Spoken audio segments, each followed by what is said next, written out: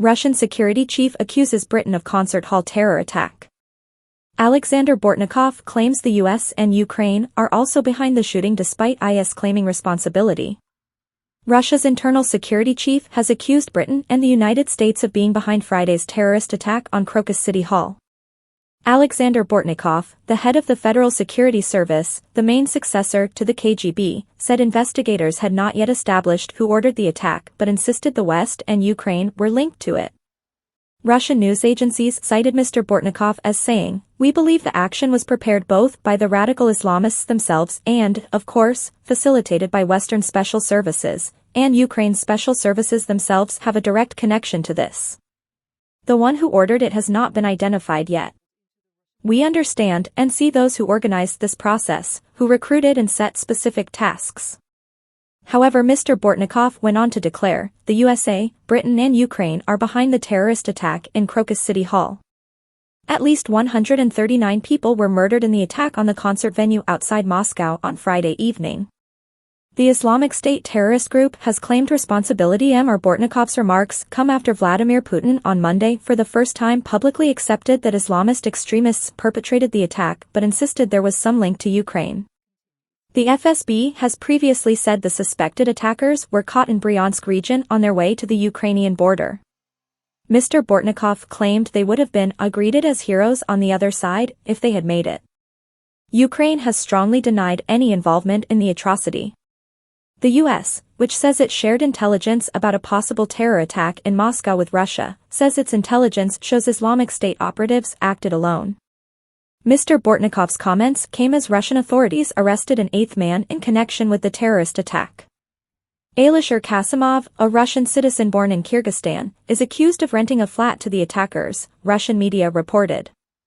He said in court on Tuesday morning that he did not know of their plans. Officials said he was ordered to be held in detention until at least May 22, without detailing the exact accusations against him. The four suspected attackers were detained on Saturday after several hours on the run. Dalardzon Mirzoyev, 32, Saidakrami Rakablazota, 30, Shamsuddin Fariduni, 25, and Muhammad Sober Fayzov, 19 have been remanded in custody until May 22. All four showed signs of beatings and torture when they were arraigned in court over the weekend. Footage released on Wagner-affiliated Telegram channels showed security officers electrocuting one of the men with a field telephone wired to his genitals.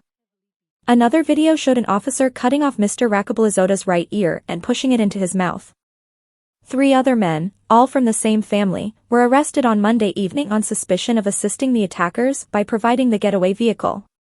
Brothers Dilivar and Aminchin Islamov have been charged with terrorism. Their father Israel Islamov has not been charged but is considered a suspect, Meduza reported. Alexander Bastrakin, the head of Russia's investigative committee, said on Monday that the 3, who live in the city of Tver northwest of Moscow, were believed to be part of the terrorist group and assisted the attackers by providing the vehicle, a flat, and moving money for them. Dilivar Islamov told Novaya Gazeta Europe that he and his brother turned themselves in when they recognized the white Renault used by the attackers as the car he had sold to his wife's brother a week previously. He said they were innocent of involvement in the terror attack. The arrests came as further details emerged of the suspected attackers' movements before Friday night. At least 2 of the alleged attackers had recently traveled between Russia and Turkey. A Turkish official told the AFP news agency that Mr. Saidakrami and Mr. Fariduni were able to travel freely between Russia and Turkey since there was no warrant for their arrest. The attack has prompted calls in Russia for a review of its 3-year moratorium on the death penalty. Those calls gathered steam on Tuesday when Vyacheslav Volodin, the Speaker of the State Duma, Russia's lower house of parliament, said that a cross-party committee should be formed to examine the question. He added that restoring the death penalty would require a decision of the Constitutional Court, but not a referendum on changing the law.